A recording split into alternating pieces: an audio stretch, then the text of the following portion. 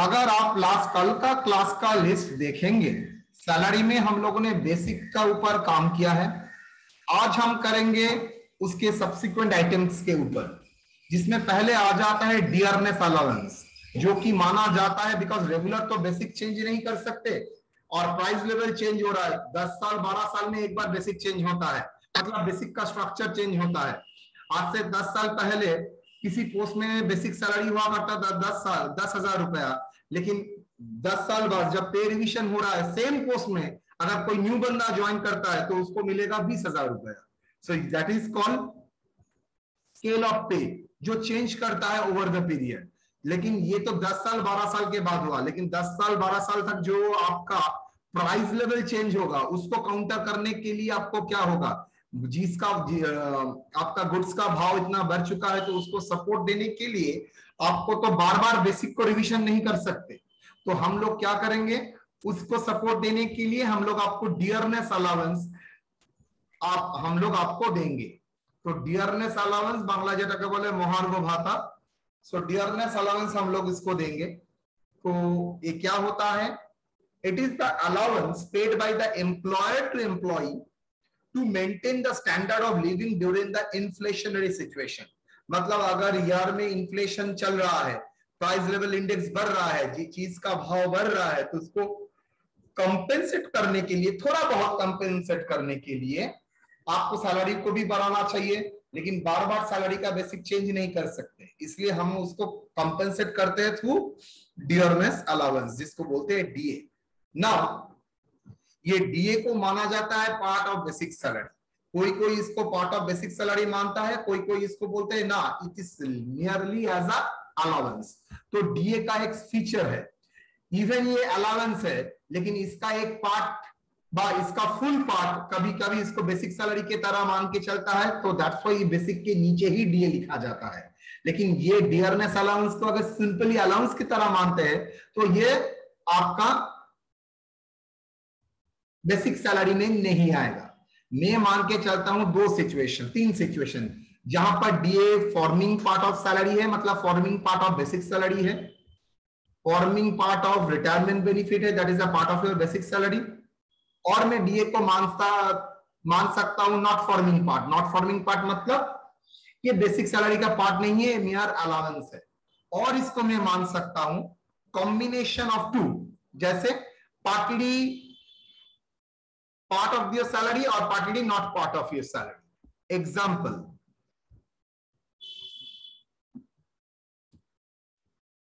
it is not, if nothing mentioned in the question, acha, it may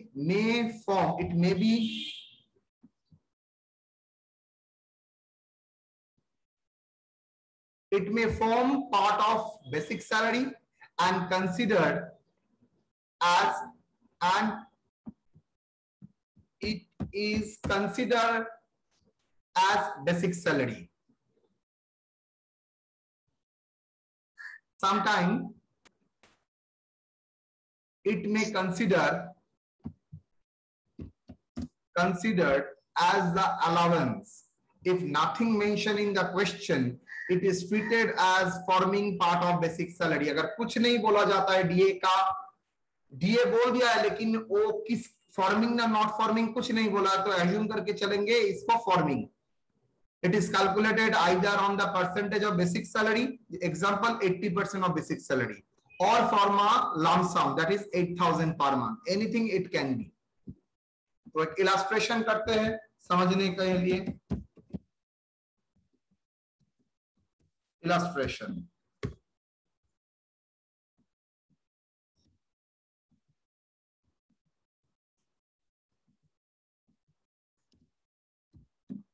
compute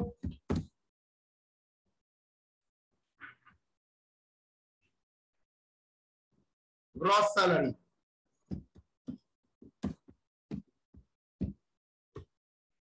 basic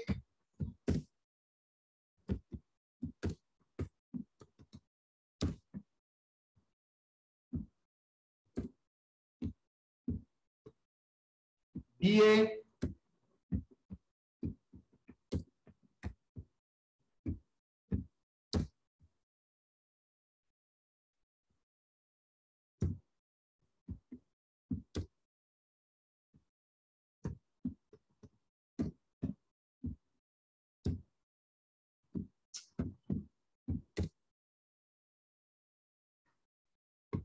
solution.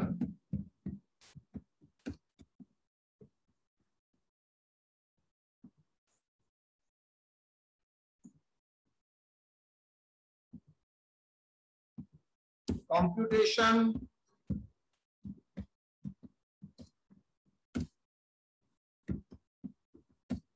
Gross salary.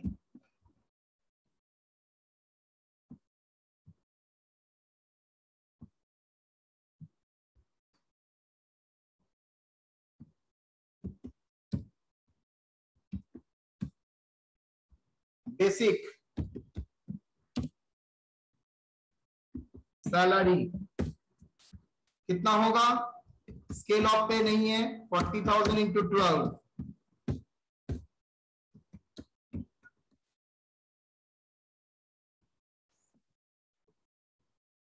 ये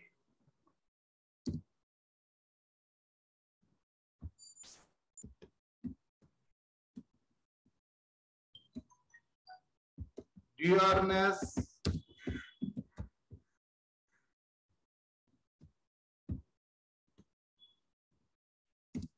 forming part.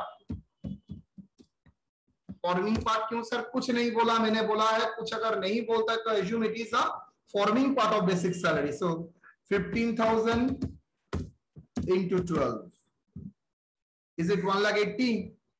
Yes sir. और कुछ तो मैं नहीं सिखाया, दिया भी नहीं। 60,000।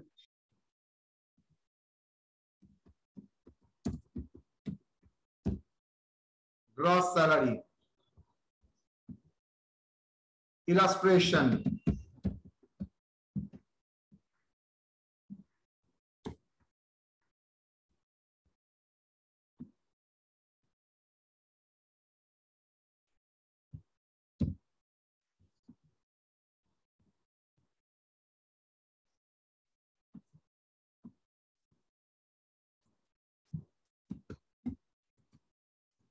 Dearness allowance of basic 60% forming part of salary।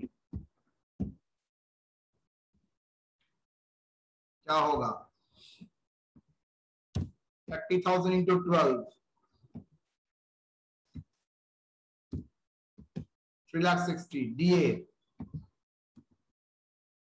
क्या बोला है डीए? सर डीए का दो पार्ट है, forming part, not forming part. तो फॉर्मिंग पार्ट कितना परसेंट? Forming part 60%। सो पहले ये तो निकालिए डीए का अमाउंट कितना? 3,60,000 इंटू डीए का परसेंटेज हाउ मच? 80%। इसमें फॉर्मिंग पार्ट कितना? डैश दे के फॉर्मिंग पार्ट 60%। क्लियर और नॉट?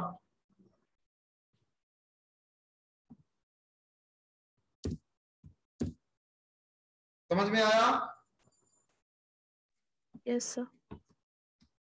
3,60,000 मेरा बेसिक्स है, उसके ऊपर डीए है 80%, तो 2,88,000 मेरा डीए है। इसका 60% फॉर्मिंग पार्ट है, दैट इज 1,72,000। और not forming part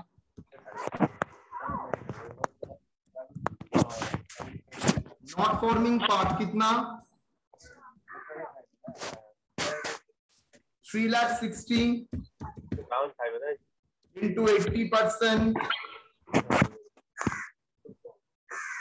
into how much? 40%। Student मुझे पूछेगा सर इसरा उल्ला माइक ऑन करके है। 1,15,200 कुल मिला के। सर 1,72,800 होगा। 1,72,800 सॉरी। कुछ सुनाई नहीं दे रहा, बोलिए ना बंद करने।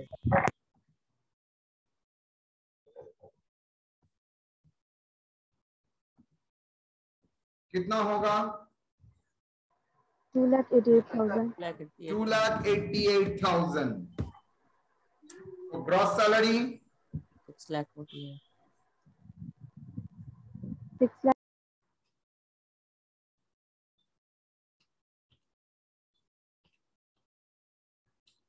6 lakh. 6,48,000.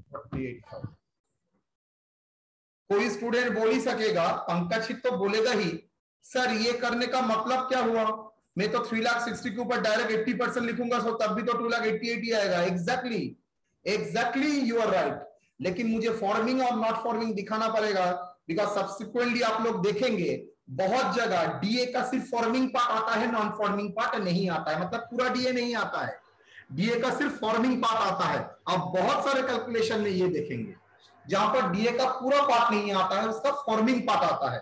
तो फॉर्मिंग पार्ट आता है मतलब उस कैलकुलेशन में पूरा 2,88,000 नहीं लेंगे, उस कैलकुलेशन में 1,72,800 लेंगे। तो इसलिए हम लोग पहले ही उसको बाइफरकेट करके दो कैटेगरी में रखते हैं, forming part, not forming part. ठीक है, एक बार फिर से समझाइए ये वाला।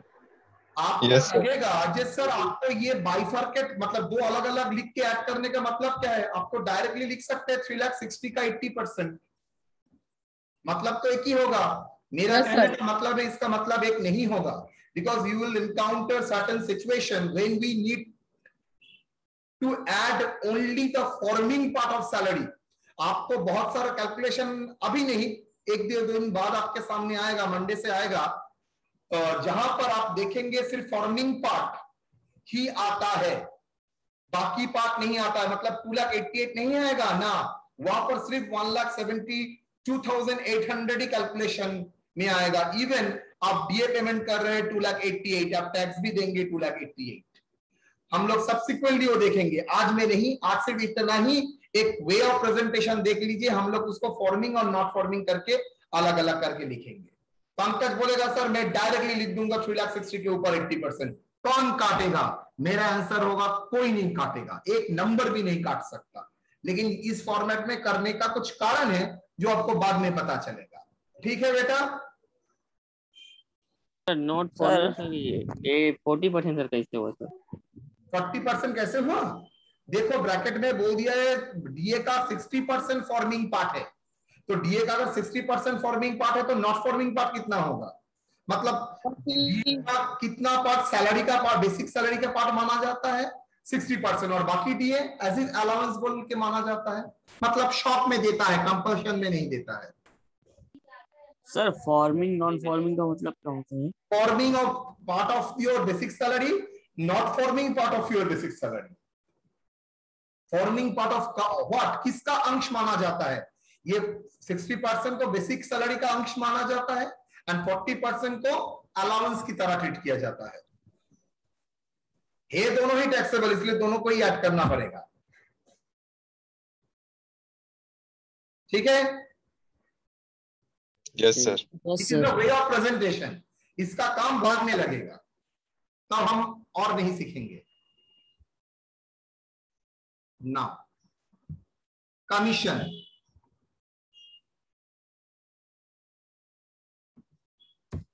अब्दुल क्लियर यहां तक? अब्दुल স্যার हाँ স্যার বলছি ফর্মিং আর নন ফর্মিং পার্টটা আরেকবার বলবেন? আবার বলি, ডিএ এর দুটো পার্ট আছে। বেসিক্যালি ডিএটা দেয় কেন? It is the compensation for the inflationary situation. যদি ইনফ্লেশন না থাকে we will not pay. Now question is whether DA dearness allowance is, are you treating as a basic salary or not? Are you मतलब you means whether company treat as a basic salary or not? যদি company এটাকে basic salary হিসেবে treat হয় তাহলে ওটাকে treated as a forming part, আর যদি এটা ফর্মিং বেসিক স্যালারি হিসেবে ট্রিট না হয় then not forming part. DA তোমাকে পুরোটাই দেখাতে হবে ট্যাক্সেবল হিসেবে 2,88,000, কোনো প্রবলেম নেই তার মধ্যে, কিন্তু আমার লেখার স্টাইলটা হচ্ছে দুটোকে ভাগ করে করে লেখা। তো স্যার এরকম দুটো আলাদা করে লেখার কি আছে? এটা তো considered as a part of salary only. না হ্যাঁ, দুটো ভেরি গুড, ঠিকই ধরেছো। 2,88,000 তো স্যার ডাইরেক্ট 2,88,000 আসবে। এটা ভাগ করার কারণ তুমি একদিন দুদিন পরে বুঝতে পারবে কেন এটা করালো, তখন তোমার মাথায় আসবে ও That's the reason, that's why sir has bifurcated the item as a forming and not forming. ওকে, এখন খালি প্রেজেন্টেশনটা তুমি দেখে রাখো। ঠিক আছে। Commission. It is cash appreciation for certain performance or certain service as per agreement. माने एम्प्लॉय को कुछ परफॉर्म करने के लिए, मतलब स्पेशल कुछ परफॉर्म करने के लिए, अचीव करने के लिए एक कमीशन दिया जाता है, like a encouragement. So it is a cash appreciation for certain performance. मतलब मुंह से बहुत अच्छा बोल के नहीं होकर उसको क्या किया, उसको कैश में दिया in form of commission. It is fully taxable. It is given either in a fixed basis or in a variable basis. Fixed basis माने they are given that the purchase manager will give rupees 2,000 per month as a fixed commission. That is a fixed amount. 1 lakh rupees per purchase or 10 lakh rupees per purchase or 20 crores rupees purchase. Your commission is fixed 2,000 per month. That is fixed commission. And what is a variable commission? If it is given that 2% on turnover, 2% on sales, they are the variable. Okay? So commission দু রকম হয়। It is entirely taxable. একটা হচ্ছে fixed commission, যেখানে আমি অ্যামাউন্টটা বলে দেব, that is the 2,000 per month, it is a fixed. And another is on the variable, that is 2% on sales, 2% on purchase, like that, 3% on sale, 1% on sales, এরকম। So that is the variable commission, but whatever may be the commission, it is entirely taxable. Next, bonus.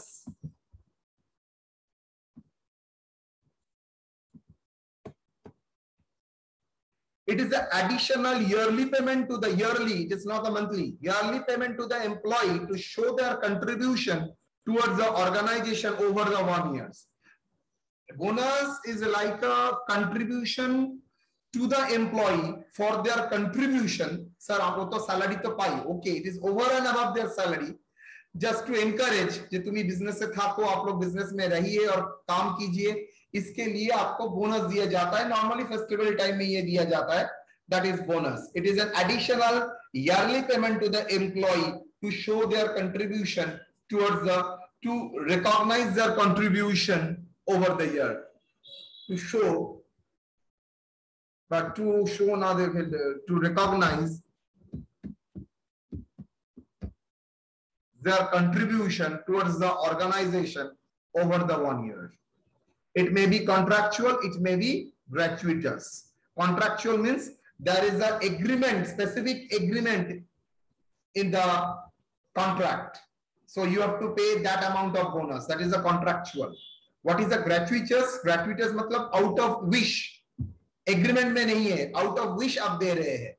आप लोगों के साथ मेरा पुराना agreement है, लेकिन आप लोग मुझे जब डेयरी मिल्क खिलाते हैं, गिफ्ट देते हैं, क्या एज पर एग्रीमेंट, ऐसा कोई एग्रीमेंट था क्लास में सर को पढ़ाने के लिए सर को डेयरी मिल्क देना पड़ेगा? No, sir. So it is not a contractual, it is voluntarily, wish, gratuitous, इसको बोला जाता है पार्ट ऑफ परक्यूजिट्स। चलिए illustration.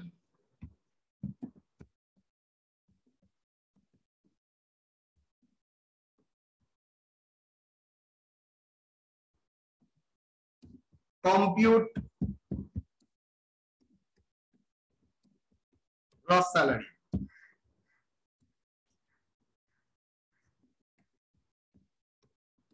This last drawn basic drawn on 31/3/2021 rupees 40,000. Last increment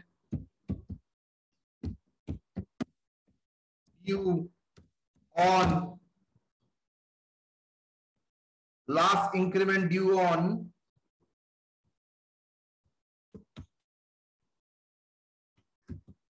December 2020.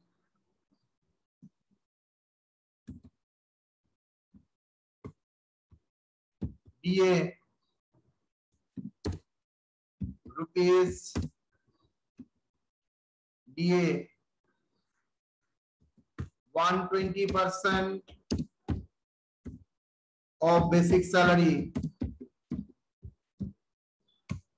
commission rupees 2,500 per month.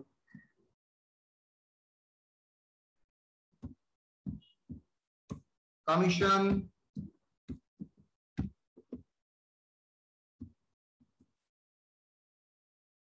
bonus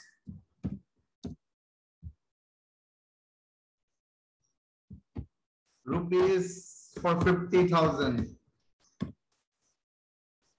Solution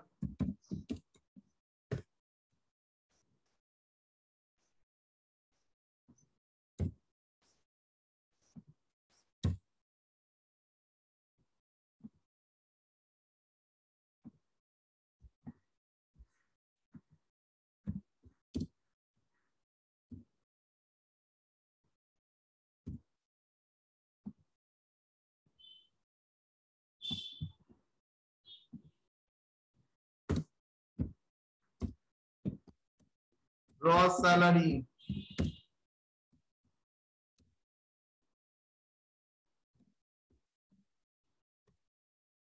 basic बोलो क्या होगा basic का competition देखो दिया है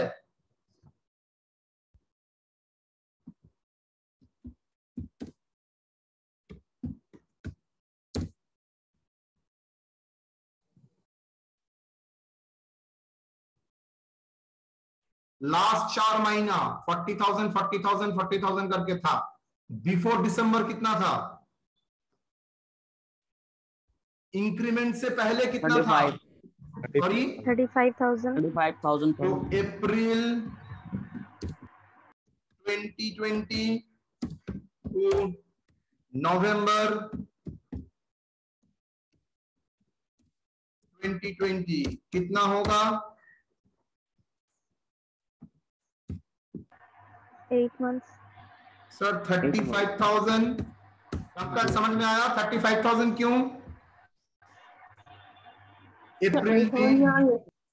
अप्रैल में जून जुलाई अगस्त सितंबर अक्टूबर नवंबर 8 मंथ्स कितना होगा 2,80,000 2,80,000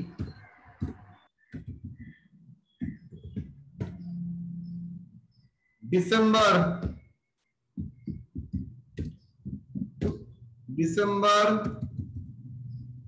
2020 to मार्च 2021 40,000 हो गया था इनटू कितना 4 हाउ मच 1,20,000 1,60,000 यही एग्जाम में करना टोटल कितना 4,40,000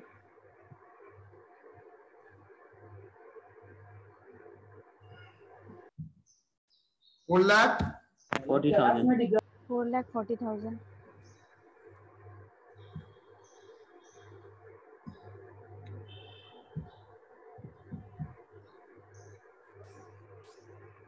4,40,000 4,40,000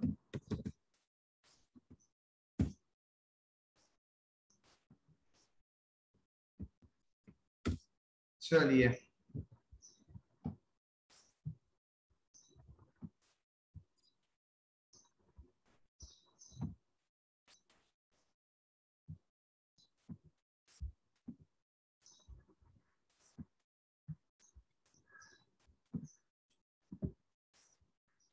बोलिए बेसिक सैलरी में क्या लिखेंगे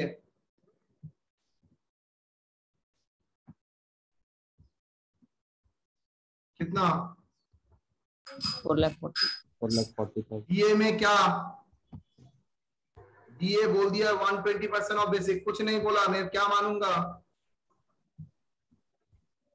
बेसिक सैलरी बेसिक ही मानेंगे forming part 4,40,000 into 120%. How much? 5,28,000. 5 lakh 28,000.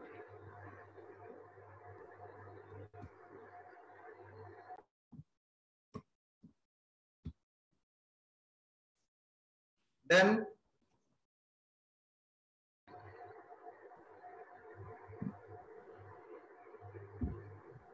commission, बोलो कितना? 2,500 per month into 12 months. बोलो 30,000. 30,000. bonus,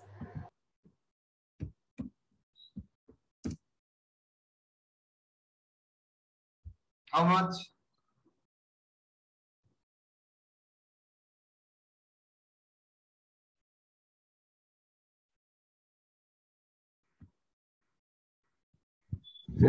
50,000.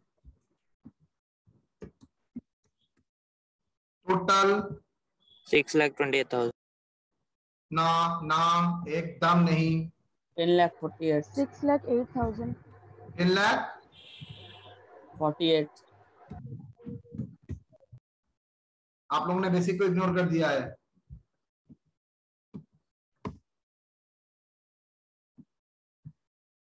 देखो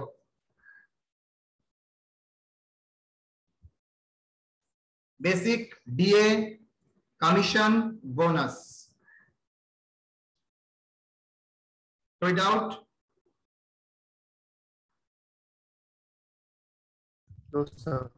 नो सर. स्नेहा ठीक আছে?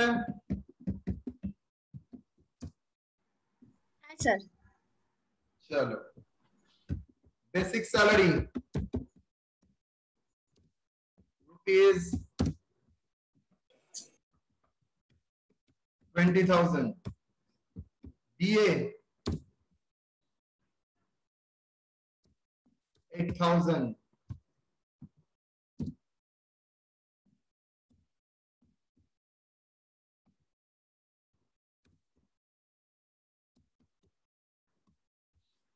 कमीशन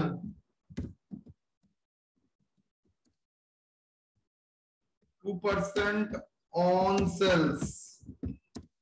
ब्रैकेट है टर्नओवर. टर्नओवर और सेल्स का मतलब एक होता है last year.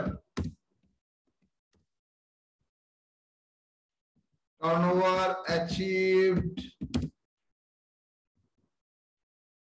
Last year.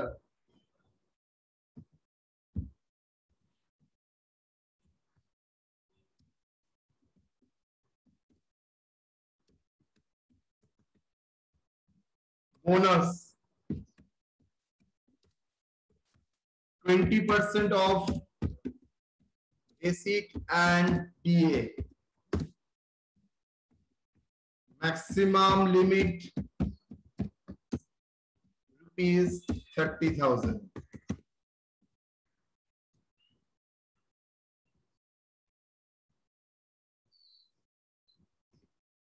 Compute gross salary.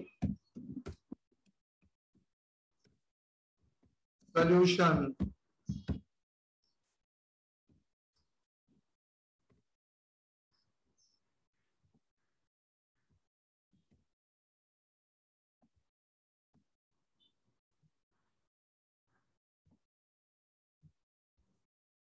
करो आप लोग ये.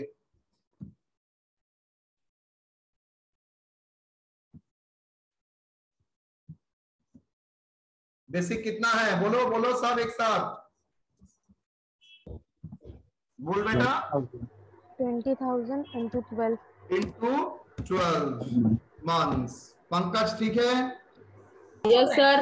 Ziauddin, Shoaib, yes sir. शोएब नहीं है?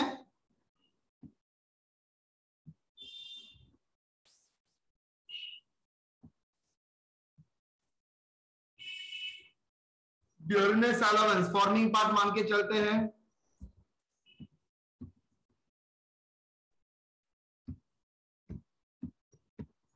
इंटू कितना percent? into 12, 12 months. How much? 96,000.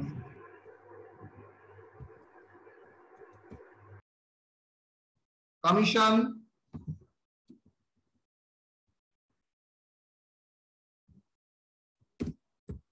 To % on sales के ऊपर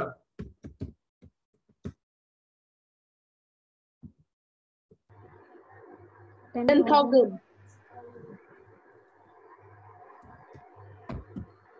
बोनस बोलो।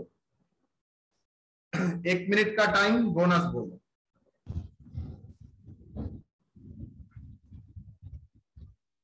बेसिक और डीए को मिला के 20% कर देंगे।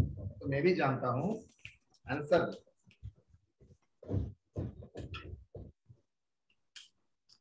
सर 30,000.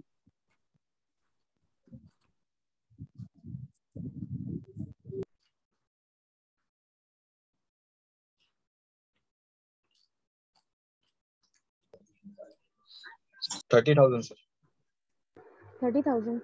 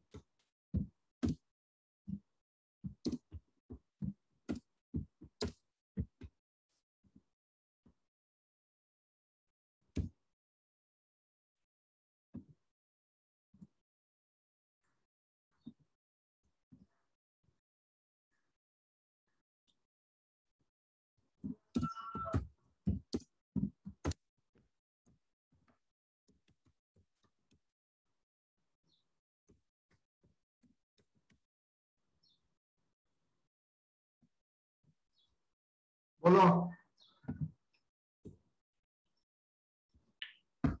कितना? कहीं कह लो। 2,40,000। 67,200. 67,200. 67,200. 67,200। 200. विष्णुप्रिया क्लियर? है sir clear. Nafisa? Yes sir.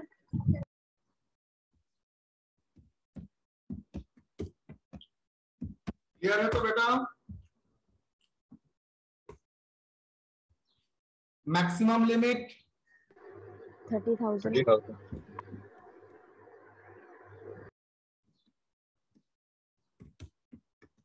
30,000। Yes और नो? बिकॉज मैक्सिमम लिमिट बोल दिया है। अगर वो मिनिमम बोलता 30,000 देन 67,200 होता, दैट इज हाईएस्ट वन। ठीक है? Yes sir. चलो मजा करके फिगर बोलो।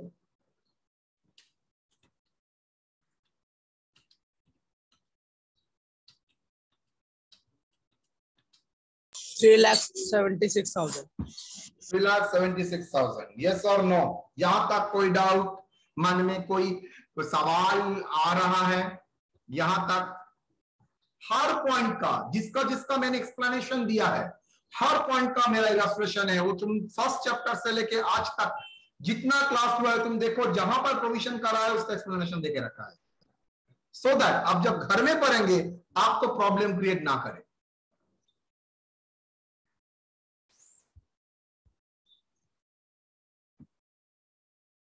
स्टूडेंट अगर क्लास भी नहीं करेगा, सिर्फ खाता देख के टैक्स समझ जाएगा।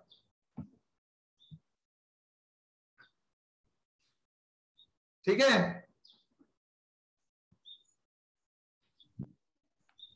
यहां तक कोई doubt? No sir. No sir.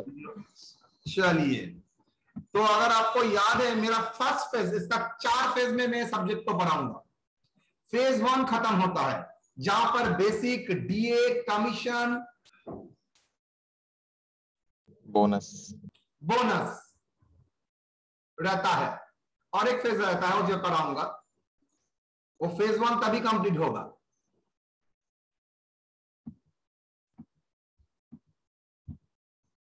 Next allowance. Allowance मतलब कॉन्ट्रैक्ट में नहीं है लेकिन इन एडिशन टू दैट आपको देते हैं, so that worker can get motivated in the to work in the organization. It is a cash benefit. It is a cash benefit given to employees in order to motivate the employees and to it is a cash benefit given to the employees in order to motivate the employees and to perform the official assignment. मतलब motivate करने के लिए भी दिया जाता है plus कुछ official काम के लिए भी ये दिया जा सकता है। There is a no connection with the actual expenditure. ये अलाउंस मतलब दिया जाता है, इसके साथ एक्चुअल एक्सपेंडिचर का कोई कनेक्शन नहीं है। The allowances are classified from taxation point of view under the 3 different heads.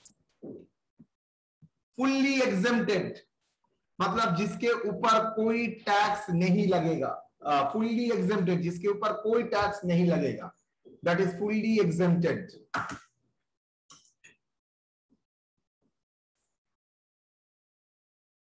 These allowances are granted to the employees. क्यों दिया जाता है? मैं एग्जांपल जब कराऊंगा आपके सामने आएगा। These allowances are granted to employees basically to perform the official job. ये allowances दिया ही जाता है कोई ऑफिस का काम करने के लिए, मतलब इसमें एम्प्लॉय का कोई बेनिफिट नहीं है। अगर बेनिफिट ऑफिस का काम के लिए अगर allowances दिया जाता है तो इसमें एम्प्लॉय क्यों टैक्स है? अगर एम्प्लॉय को अगर बेनिफिट मिलता है तब उसके लिए टैक्स देना पड़ेगा। अगर वो बेनिफिट एंजॉय ही नहीं कर रहा है तो उसके ऊपर टैक्स देना नहीं है। लेकिन हाँ, ये अलाउंसेस में अगर कुछ पार्ट उसका पर्सनल बेनिफिट के लिए इस्तेमाल करता है तो हम बोल सकते हैं सर उस पर्सनल लेवल का जो अमाउंट उसने पर्सनली इस्तेमाल किया है दैट विल बी टैक्सेबल। एकदम कॉमन सेंस लगाओ। वोडाफोन ऑफिस में जब जाओगे लड़की लोग क्या करते हैं, लड़की लोग अच्छा कपड़ा पहन के बैठते हैं। पुलिस में जाओगे वर्दी देखना एकदम पूरा क्लीन एंड क्लियर वर्दी लेके बैठते हैं। रीजन क्या है? ये मेंटेन करने के लिए, जो यूनिफॉर्म को मेंटेन करने के लिए एक भी धब्बा नहीं होगा, स्मार्टली लुक लगेगा, दैट इज कॉल्ड आपको यूनिफॉर्म दिया जाता है। तो इसको मेंटेनेंस करने के लिए मतलब एक पूरा परफेक्ट रखने के लिए आपको हर साल अलाउंस दिया जाता है। इसको बोलते हैं यूनिफॉर्म अलाउंस। नाउ 10,000 रुपया दिया गया है, कुछ नहीं बोला, कॉमन सेंस 10,000 रुपये ऑफिशियल के लिए ड्रेस मेंटेनेंस करने के लिए दिया गया है। लेकिन what happen out of that 10,000 2,000 is use for personal purpose, मतलब ऑफिशियल एक्सपेंडिचर हुआ है 8,000। आपको दिया गया 10,000 लेकिन बोल दिया है ऑफिशियली बिल आप सबमिट कर चुके हैं 8,000 का, तो बाकी 2,000 का कहा गया वो ऑफिस रिफंड नहीं लेगा। अगर आप बहुत अच्छी तरह धो सकते हैं तो आपका लॉन्ड्री में जाना नहीं पड़ा, आपसे ही काम हो गया। तो बोल रहा है आपने जो बिल दिया है आपका ऑफिशियल एक्सपेंडिचर हुआ है 8,000, बाकी 2,000 क्या है? आपने तो ऑफिस को रिफंड नहीं दिया। तो that extra 2,000 is for what? Is my personal enjoyment. तो आप लॉजिक लगा के बोलिए तो किसके ऊपर टैक्स देंगे? पूरा 10,000 के ऊपर, 8,000 के ऊपर, ना 2,000 के ऊपर? क्यों नहीं 10,000 के ऊपर? मैं आप लोगों से 10,000 रुपए के ऊपर टैक्स वसूलना चाहता हूं। मैं क्या सही कर रहा हूं ना गलत कर रहा हूं? 100% आप गलत कर रहे हैं सर। मैंने तो 8,000 रुपए तो ऑफिस का यूनिफॉर्म मेंटेन करने के लिए मुझे दिया गया था, 10,000 दिया गया था, उसमें तो मैंने 8,000 ऑफिस पे यूनिफॉर्म मेंटेन करने के लिए खर्चा किया, वो मैंने पर्सनली कहां पर यूज किया है? आप बोलेंगे अरे शर्ट तो आप पहन रहे हैं, अरे भाई मैं पाजामा पहन के जा सकता हूं, उसके लिए कोई प्रॉब्लम नहीं है, लेकिन ऑफिस बोल रहा है उसी कलर का शर्ट पहनना है, उसी तरह मेंटेन करना है, इसलिए ऑफिस पैसा देता है। हाँ, अगर मैं 8,000 का खर्चा कर चुका हूं तो बाकी 2,000 मैंने खा लिया है। तो चलिए कितने के ऊपर एंजॉय किया? 2,000। तो आप टैक्स कितने के ऊपर देंगे? 8,000 के ऊपर, 10,000 के ऊपर, ना 2,000 के ऊपर? You have said correctly sir, it is the taxable portion is 2,000, और बाकी जो 10,000 में 8,000 सर पूरा ही एग्जेम्प्टेड। क्यों? बिकॉज उसके ऊपर कोई टैक्स लगा ही नहीं सर, उसके सॉरी वो एक्सपेंडिचर ऑफिशियल पर्पस है। चलिए, these expenses are granted to the employee basically to perform the official job. The actual benefits indirectly enjoyed by the employer, since indirectly employer enjoy करता है, it is exempted from tax to the extent, I repeat the word, it is exempted मतलब छूट दिया जाता है, income बोल के मानता ही नहीं। It is exempted from tax to the extent it spends for official purpose. To the extent a amount spent for official purpose. Sir कुछ नहीं बोला है, मान के चलेंगे पूरा ही ऑफिशियल है। कुछ बोल दिया है तो जितना बोलेंगे उतना मान के चलेंगे official. However, if nothing mentioned in the question, assume that such allowance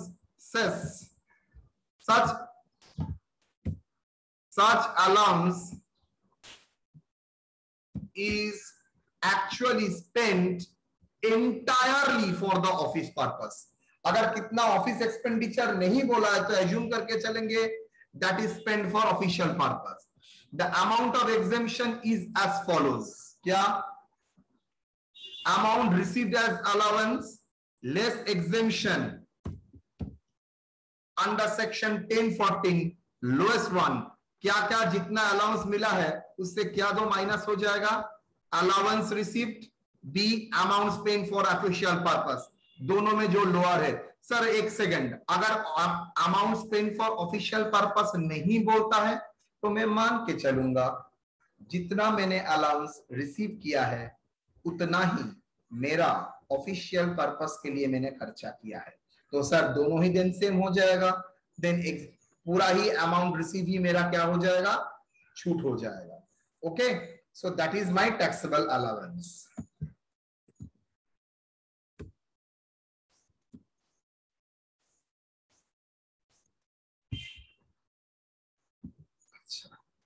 list of such allowance में क्या क्या आता है? ट्रैवलिंग और ट्रांसफर, डेली और टूर अलाउंस बता देते हैं। ट्रैवलिंग या ट्रांसफर, आप कलकत्ता में रहने वाले हैं, कंपनी आपको कहां पर? दिल्ली में भेज रहा है काम के लिए, बैंगलोर में भेज रहा है, तो वहां पर जाने के लिए जो खर्चा, वो खर्चा का बेनिफिट क्या आप खुद के लिए एंजॉय कर रहे हैं ना कंपनी के लिए एंजॉय कर रहे हैं? कंपनी आपको प्लेन फेयर दे रहा है बैंगलोर जाने के लिए, तो ये बेनिफिट आप आपके लिए एंजॉय कर रहे हैं ना कंपनी के काम के लिए एंजॉय कर रहे हैं? कंपनी के काम के लिए। तो उसके ऊपर क्या आप थोड़ी टैक्स देंगे? आपका कोई बेनिफिट मिला है? So no question of giving tax. Sir वहां पर जाऊंगा, यहाँ पर तो मेरा बीबी खाना पका के खिलाती है, और कोई बोलेगा सर मेरा शौहर मुझको खाना बना के खिलाती है। वेरी गुड, हाउस हस्बैंड हो ही सकता है, मैं पहले भी बोला हूं, हाउस वाइफ हो सकता है तो हाउस हस्बैंड क्यों नहीं? ठीक है, लेकिन मैं बैंगलोर दिल्ली में जाऊंगा तो वहां पर गर्लफ्रेंड मुझको खिलाएगा? कहां पर है? कोई तो नहीं है मेरा। तो सर डेली खाना, होटल रहना, ये सब के लिए मुझे क्या लगेगा? कुछ खर्चा देना पड़ेगा, खर्चा पानी जिसको बोलते हैं, डेली और टूर अलाउंस। तो ये क्या टैक्सेबल होना चाहिए? लॉजिकली सोचो। नो सर, एकदम नहीं, बिजनेस पर्पस के लिए है, ऑफिस पर्पस के लिए है। Next, conveyance allowance and car allowance. Conveyance और ट्रैवलिंग का मतलब है आप अगर दूसरा स्टेट में जा रहे हैं, दूसरा कंट्री में जा रहे हैं, दैट इज ट्रैवलिंग अलाउंस। और कन्वेंस अलाउंस आप सेम सिटी में है, आपको एक बार हाजरा जाना पड़ रहा है, एक बार तारातला जाना पड़ रहा है, एक बार खिदिरपुर, कौशबा, गुड़ियाट, हावड़ा, बाजार, मतलब आप डिफरेंट जगह घूम रहे हैं, तो आपको घूम घूम के काम करना पड़ता है, दैट इज कन्वेंस अलाउंस। और आप आपका बड़ा पोस्ट में करते हैं तो आपको कार दे देगा, that is called car allowance. Car नहीं देगा, कार का खर्चा दे रहा है, कार अलाउंस। तो ये भी क्या आपका बेनिफिट के लिए है ना कंपनी का बेनिफिट के लिए? कंपनी का बेनिफिट। कंपनी का। यूनिफॉर्म अलाउंस उसके साथ डिस्कस कर लिया। हेल्पर अलाउंस, आप जो काम करते हैं, जिस कैटेगरी का काम करते हैं, मान लीजिए प्रोजेक्ट में काम करते हैं तो आपको हेल्पर चाहिए, may be typewriter, may be assistant, other official clerk लगेगा, आपका पर्सनल, उसके लिए आपको जो लोग रखना पड़ेगा, उसके लिए भी आपको अलाउंस देता है जिसका नाम है हेल्पर अलाउंस। अगर ये हेल्पर अलाउंस का खर्चा क्या आपके अंडर में टैक्स होना चाहिए? No sir. क्यों नहीं? बिकॉज सर कॉमन तो- सेंस लगाइए, हेल्पर तो ऑफिशियल काम के लिए आ रहा है, वो तो मेरा पर्सनल पाव नहीं दबा रहा है। ओके, रिसर्च और एकेडमिक अलाउंस। सर अगर 5 दबाए तो सर, सॉरी, अगर 5 दबाए तो सर, अगर दबाएगा तो आपको बोलना पड़ेगा मैंने जो हेल्पर को अलाउंस दिया है उसमें 1000 रुपया पाव दबाने के लिए, तो कोई प्रॉब्लम नहीं है बेटा, इनकम टैक्स डिपार्टमेंट वो 1000 रुपए को ही टैक्स में लेगा, बिकॉज आप पर्सनली एंजॉय किए हैं। ऐसा कोई गधा नहीं होगा जो बोलेगा मैंने पर्सनली कितना एंजॉय किया है। रिसर्च और एकेडमिक अलाउंस ये हम लोगों को मिलता है, मतलब पढ़ाई लिखाई करने के लिए, स्टडी करने के लिए। Research and academic allowance foreign universities में ये बहुत है, जो लोग रिसर्च इंस्टीट्यूट में काम करते हैं, साइंस के स्टूडेंट्स है, बेसिक साइंस के ऊपर काम करते हैं, तो वो लोगों को बहुत कॉस्टली बुक खरीदना पड़ता है, एक एक बुक का दाम 8000 9000। ऐसा वो अपने पॉकेट से अगर करने के लिए 2 बार 3 बार करेगा, उसके बाद नहीं करेगा और खुद को अपडेट ही नहीं करेगा, तो उसको इनकरेज करने के लिए, रिसर्च करने के लिए, एकेडमिक पर्पस के लिए उसको अलाउंस दिया जाता है, रिसर्च एंड एकेडमिक अलाउंस। मान लीजिए उसको 20,000 रुपया एकेडमिक अलाउंस दिया है, उसमें 18,000 उसने खर्चा किया और 2,000 उसका बच्चे का किताब खरीदा है, तो टैक्स कितने के ऊपर देगा? 20,000, 18,000, 2,000 2000 के ऊपर। 2,000 के ऊपर टैक्स देगा। सो ठीक है, यहां तक मैंने इसका इलास्ट्रेशन नेचुरली टाइम सपोर्ट नहीं दिया, मैं कल इसके ऊपर इलास्ट्रेशन कराऊंगा। यहां तक कोई डाउट है? तो अलाउंस का 3 पार्ट है, एक फुल्ली एग्जेम्प्टेड, एक पार्टली एग्जेम्प्टेड और एक पार्टली फुल्ली टैक्सेबल। तो मैं फुल्ली एग्जेम्प्टेड कराया, उसका प्रॉब्लम टाइम नहीं था इसलिए नहीं कराया, कल इसका प्रॉब्लम कराऊंगा, ठीक है? Okay sir. तो basic DA, bonus, commission, I think clear. उसके बाद फुल्ली टैक्सेबल अलाउंस का थ्योरेटिकल डिस्कशन हो गया, लेकिन प्रॉब्लम कल करूंगा, उसके बाद आपको और भी अच्छा लगना लगेगा। यहां तक कोई डाउट है बेटा? No sir. No sir. सबको पूछ रहा हूं। No sir. No sir. अच्छा,